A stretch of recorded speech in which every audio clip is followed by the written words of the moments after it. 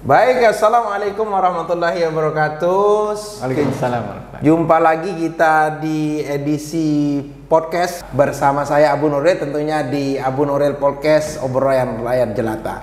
Baik, kali ini saya bersama dengan seorang narasumber saya yang kebetulan beliau adalah seorang senior. Beliau pernah menduduki jabatan politik sebagai salah satu kepala desa. Dan beliau sahabat saya cukup lama. Beliau orang yang sangat low profile atau orang hati. Saya perkenalkan Bapak Irawan Susiadi. Kebetulan beliau kebetulan beliau adalah salah satu seorang mantan kades di salah satu desa di Jonggat itu. Dan kali ini kita akan berbincang-bincang ringan ini masalah politik. Ya politiknya rakyat jelata lah, unek-unek lah, lebih ke unek-unek Pak ya. Kemudian apa sebenarnya menjadi unek-unek, barangkali mudah-mudahan nanti apa yang menjadi unek-unek kita sampai kepada pihak pemegang atau pemangku kepentingan, para elit lah, karena kita tidak punya akses, terpaksa kita buat podcast ini begitu Pak. Baik, hari ini kan akhir-akhir ini kan kita sering dikejutkan dengan beberapa berita-berita politik, baik itu yang skalanya nasional ataupun lokal, tetapi yang nasional inilah karena pada periode-periode sebelumnya calon presiden dan wakil presiden itu kan cuma ada 2 pasang, dan kita sekarang akan menjelang Pilpres 2024 dan kebetulan calon kita ini sekarang ada 3 pasangan kan. Cuman elit-elit ini ya ada yang terkesan aneh atau lucu dan sebagainya ya kan. Undang-undang dan sebagainya bisa dirubah dalam sekejap mata. Kemudian apalagi namanya partai yang tadi koalisinya ke sana sangat dekat, tiba-tiba berubah haluan dan sebagainya. Bagaimana pandangan Pak Susiadi tentang perpolitikan nasional kita begitu? Selamat malam Bang Nuril dan penonton yang menonton YouTube channel ini. Jangan lupa subscribe. Terima kasih. Dan share dan like ya, supaya channel ini bisa berkembang dan bisa menyampaikan aspirasi lewat rakyat jelata yang harusnya disampaikan seperti tadi tidak bisa tersampaikan. Mudah-mudahan dengan cara ini bisa tersampaikan kan luar biasa, minimal dengan kebijakan-kebijakan yang akan timbul atau tumbuh dari pemerintah daerah lah paling tidak. Kalau berbicara politik ya Bang Nuril ya, memang ini saat-saat yang sedang seru tentang politik kita yang gonjang-ganjing. Masalah paling keren sekarang ini ya Pilpres, didukung dengan caleg juga yang akan bersamaan gitu. Tapi gonjang-ganjing politik tentang Pilpres memang jauh lebih ini di masyarakat saat ini. Lebih menggaung, menggema. Tapi ini sebuah keberhasilan demokrasi yang bisa dicatat ya Bang. Bisa menjadi 3 calon pun sudah peningkatan demokrasi ya. Dan sekarang ya malum banyak juga podcast atau channel-channel yang menyampaikan tentang channel-channel YouTube ataupun TikTok ataupun yang di media sosial. Jadi bisa lebih menyebarluaskan tentang pendidikan politik. Walaupun pendidikan politik kita masih terbilang rendah ya? Masih terbilang rendah, sangat rendah. Bahkan belum, kalau saya bilang ya Bang Nuril ya, ini sebenarnya kita belum mampu untuk berpolitik seperti ini.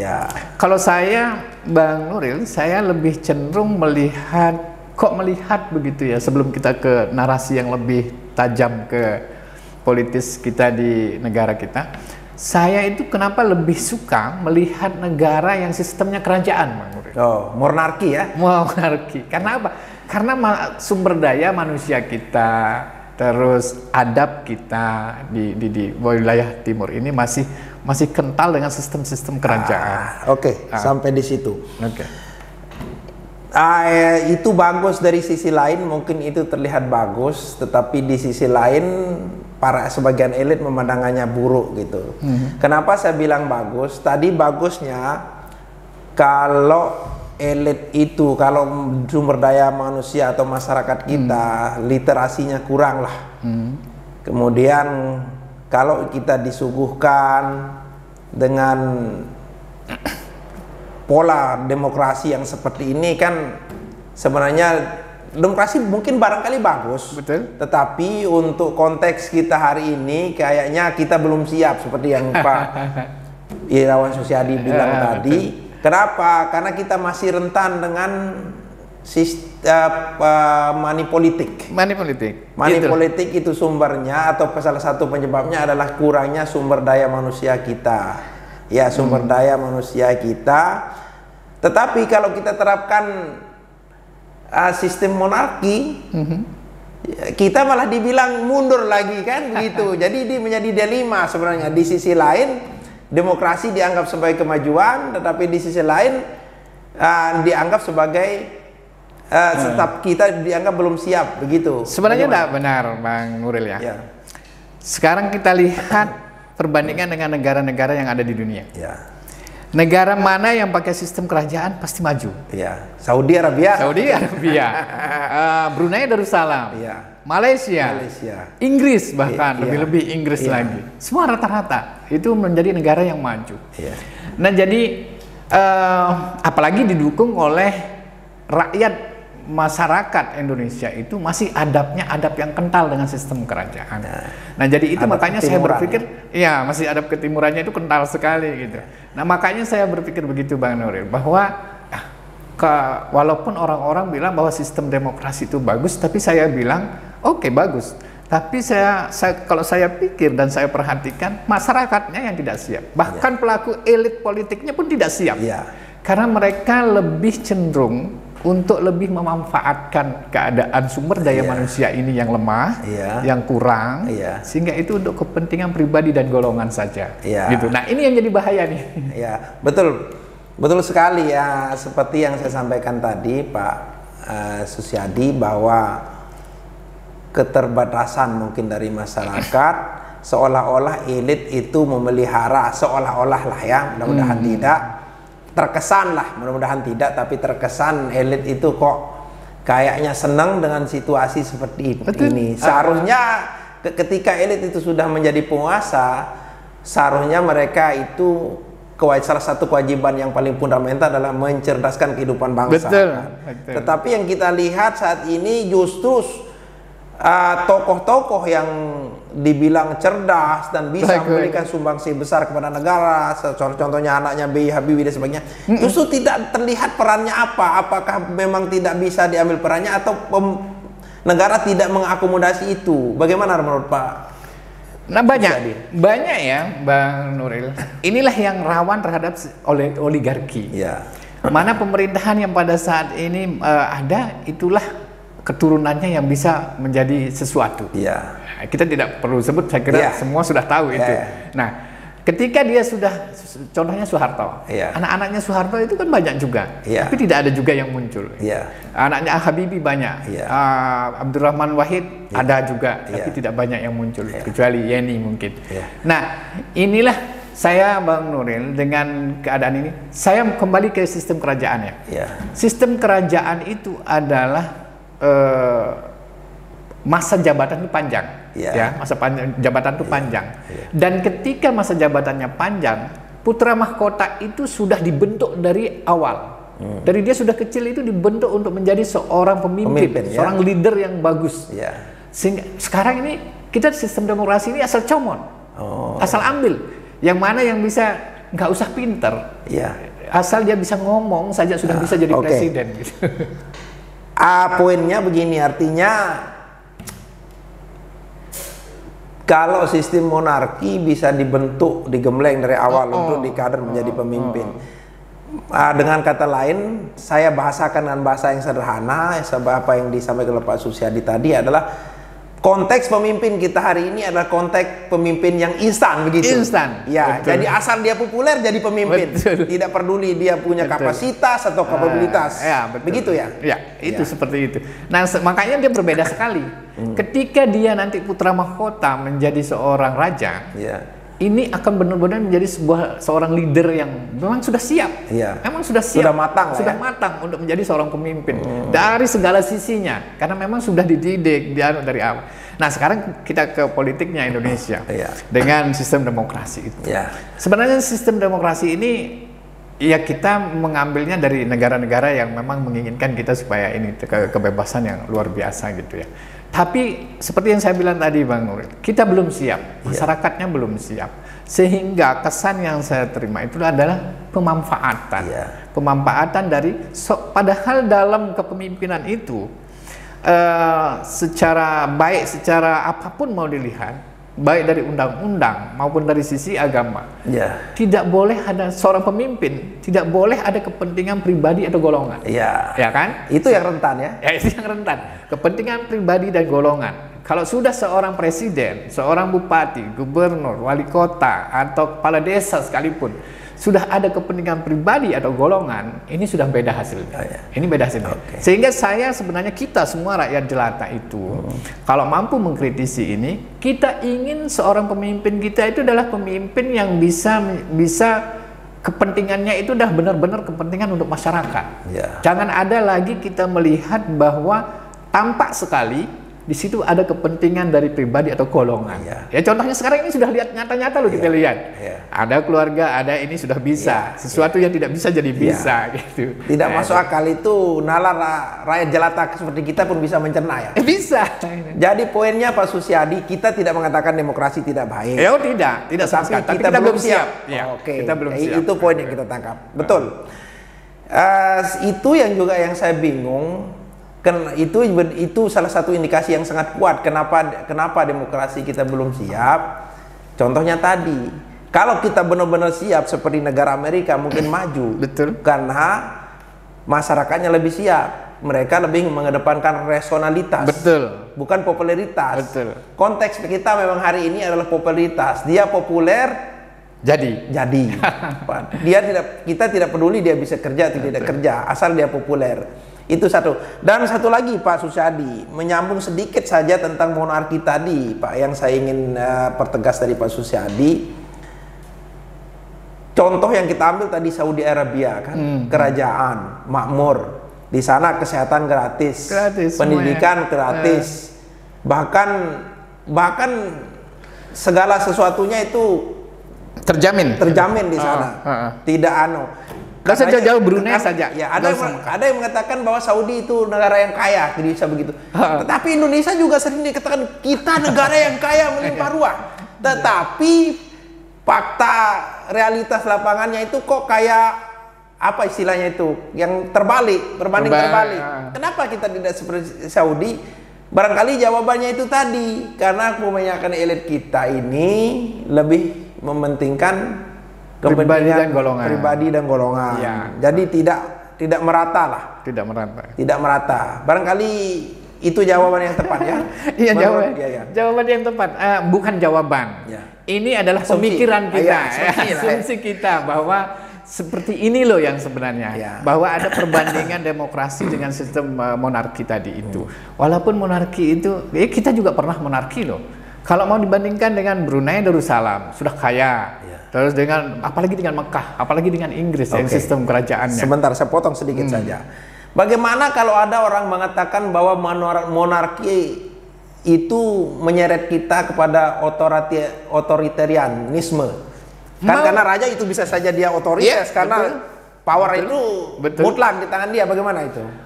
Nah sekarang mau tidak mau kita akan berbicara tentang itu. Ada otoriter. Tapi sekarang kembali kita kepada leadership kita ini, leadership yang kita pilih sebagai yang menjadi raja ini. Contoh, kita kembali ke contoh-contoh negara-negara yang lain. Contoh negara-negara yang besar seperti yang kita sebut tadi, tidak ada yang otoriter, karena mereka tahu bahwa masyarakatnya saat ini kritis, walaupun sistemnya monarki. Kalaupun dia menjadi seorang raja, sistemnya monarki, raja. Tapi kalau dia macam-macam, ini rakyatnya bisa berontak juga, bisa menjatuhkan dia juga gitu. Jadi itu tidak akan, saya kira sulit untuk bisa dilakukan pada saat zaman sekarang ini. Walaupun sistemnya kayak di Inggris lah. Inggris itu kerajaan. Kalaupun dia nanti sistemnya otoriter dan itu akan terlihat sama masyarakat yang rata-rata sudah pintar di situ, ini pasti akan terjadi demo besar-besaran atau apa gitu. Tapi sistem mereka terima. Karena kenapa mereka terima sistem monarki masih di Inggris ini atau di Mekah ini? Karena dia merasakan sistem yang ada di negara mereka itu membawa kesejahteraan. Karena tentu mereka membandingkan dirinya dengan demokrasi yang lain. Nah sekarang negara-negara yang pakai sistem demokrasi masih rata-rata di bawah kemampuan itu, kemampuan leadership yang bagus itu. Nah ini permasalahan. Kita salah satunya barangkali ya. Nah sekarang saya kembali ke politik kita, masalah popularitas tadi. Kita jangan lupa Bang, kita punya sejarah penjajahan di Indonesia ini 350 tahun oleh Belanda. Dan kita ini baru merdeka belum 100 tahun loh. Baru 70 berapa tahun? 78 kalau nggak salah. Baru 78. 78 tahun lah.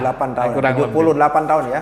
Untuk menghilangkan bekas dari sistem dari penjajahan Belanda itu tidak gampang. Yang mana yang tidak gampang? The Pide et Impera-nya. The Pide et Impera itu sudah mendarah daging di negara kita. Apa itu?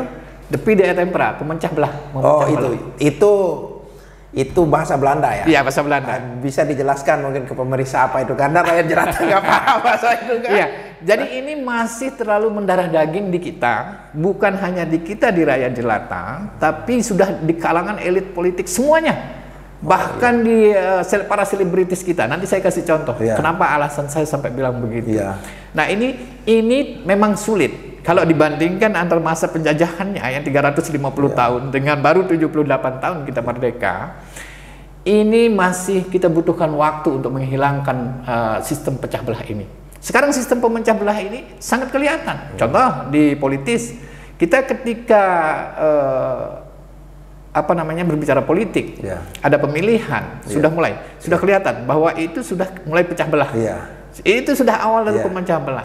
Dan tidak usah jauh-jauh Bang Nuril, tidak usah jauh-jauh. Ketika pemilihan, anggaplah Liga Dangdut. Nah, yang kita ragu kan Liga Dangdut nih, maksud kita rakyat jelata. DA, apa istilahnya itu? DA Asia itu, Lida itu.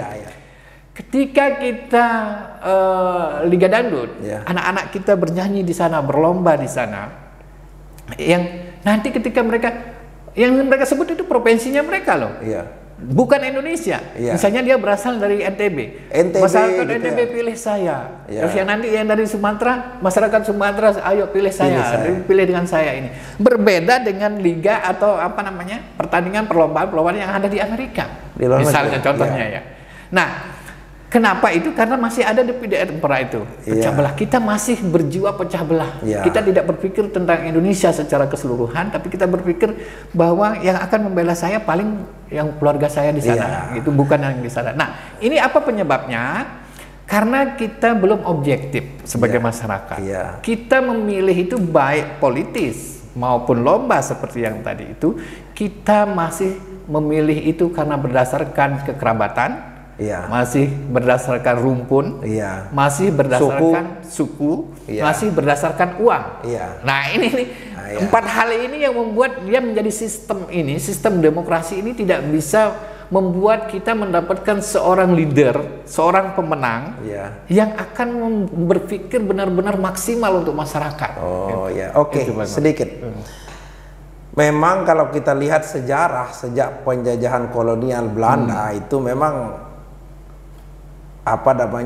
gaya pemecah belah itu sudah ada. Bagian tokoh-tokoh yang dianggap berpengaruh diambillah dia, dijadikan mata-mata dan sebagainya. Dan memang betul, barangkali betul apa yang disampaikan Pak Susiadi tadi, bahwa jangan-jangan apa yang terjadi saat ini adalah warisan Belanda. Karena kalau kita lihat memang negara-negara yang dijajah Belanda dan dijajah Inggris misalnya, agak jauh beda perkembangannya. India contohnya, India sudah teknologinya dia sudah meluncurkan satelit sendiri, bahkan dia sudah punya senjata nuklir misalnya. Barangkali itu belum kita terlalu penting untuk saat ini bagi negara kita. Yang penting sekarang kan pemerataan. Tetapi intinya pecah belah ini memang bisa jadi adalah warisan Belanda ya. Warisan Belanda. Karena seperti yang tadi saya bilang Bang Nuril, tidak objektif. Contoh lomba di Amerika. Itu orang-orang Indonesia bisa menang di Amerika itu. Ya. Karena apa yang mereka lihat masyarakatnya Amerika objektif. itu objektif, apa kemampuan mereka. Jadi ketika dia mau memilih seorang leader atau seorang pemenang di lomba itu atau di politikus itu, dia memilihnya secara real bahwa dia mampu. Dia layak ya. Dia layak, dia kami butuhkan. Contohnya apa namanya penyanyi kemarin itu? Iya, yang buta itu. Iya, yang tunanetra itu siapa namanya? Erina siapa namanya? Iya, itu. Itu bisa karena mereka memang kalau di Indonesia belum tentu. Bahkan tidak ada yang pernah lomba dari luar negeri masuk ke Indonesia lomba gitu. Karena tidak akan ada yang pilih gitu. Kalau poinnya begini, kalau seandainya diadakan satu kontes dangdut di Indonesia, kemudian ada yang kontestannya ada dari NTB, ada Kalimantan, boleh jadi yang dari Jawa yang paling mungkin menang karena pakai polling SMS kan. Seharusnya kita objektif saja. Kalau kita memang yang negara yang maju dan siap dan objektif, seharusnya ya ngapain kita pilih kalau memang dia tidak layak kan. Betul. Walaupun kita dari Jawa dan sebagainya. Tapi kita tidak akan pernah seperti itu. Dan itulah yang terjadi di politik. Itulah yang terjadi di politik. Mari kita kerucutkan ke politik. Itulah yang terjadi ke politik. Sekarang sistem politik kita di daerah misalnya. Kita misalnya contoh pemilihan kepala desa. Contoh di desa saya. Saya ada tiga rumpun di sana. Ada rumpun A, rumpun B, rumpun C. Dan ini kental sekali rumpun A, B, C-nya ini. Dan yang dominan yang mana contohnya? Sama ini. Sama-sama dominan ini. Tapi yang paling dominan B. B yang dominan. Jadi ini nanti ketika jika bertanding kontestan politis, jadi ini akan bilang ini pasti akan rumpunnya yang akan dilihat tanpa melihat kemampuan, Padahal efeknya itu pada sistem pelaksanaan kebijakan yang akan dilaksanakan dan ujung-ujungnya rakyat yang mendapatkan dampaknya, yang mendapatkan dampak dari sistem dari pemilihan itu. Nanti malah di tengah jalan ngomel-ngomel lagi. Kak terpilih saja. Kenapa kita pilih yang itu? Ternyata salah kita. Nah, tapi itu disadari setelah terjadi. Tapi nanti ketika pemilihan ada sistem politik uang lagi. Ini membuat lagi beda lagi. Nah, jadi sistem ras tadi rumpun tadi itu kelompok tadi keluarga akan didukung oleh sistem kekeluargaan tadi. Ada kekeluargaan, ada rumpun, ada uang, dan ada kedekatan emosional. Itu tidak akan bisa kita lari. Tidak usah jauh-jauh Bang Nuril. Kita sudah merasakan itu. Ini artinya bahwa saya tidak menyalahkan sistem demokrasi atau apa ya. Amerika sistemnya demokrasi kok. Maju kok. Nah, jadi saya tidak menyalahkan bahwa sistem demokrasi ini yang salah. Tapi kita yang memang kesiapan kita terhadap demokrasi yang belum siap. Betul. Nah, alhasil ketika kita memilih bupati atau caleg atau presiden atau gubernur, ini tetap kita pada kekerabatan itu larinya. Hubungan kekerabatan ataupun uang.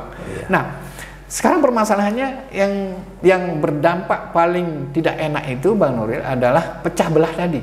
Inti kita malam ini adalah Divide et Impera. Tema kita malam ini. Divide et Impera ini masih sangat Divide et Impera ini pemecah belah gitu. Atau politik politik pecah belah.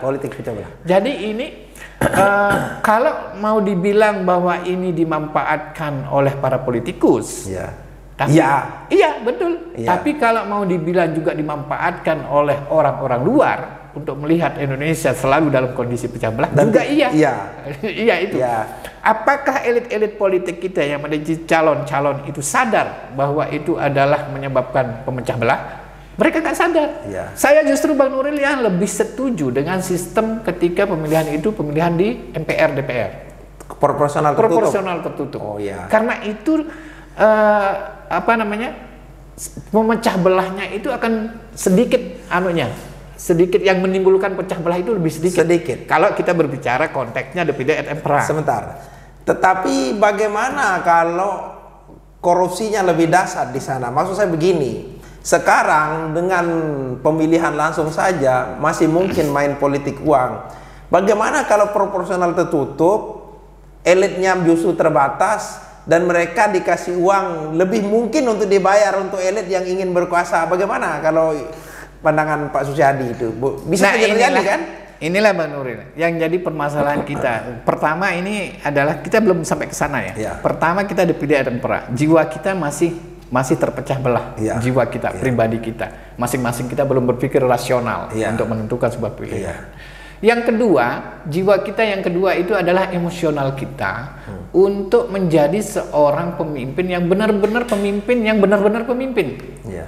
Ini sekarang pemimpin kita yang penting menang. Yang penting menang, apapun caranya. Yang penting menang. Yang penting menang. Apakah saya bisa atau tidak? Kalau saya, Bang Nuril, kalau saya tidak mampu, saya tidak akan berani bilang saya mau. Tidak akan mau saya, karena saya berpikir bahwa saya tidak mampu di tempat itu.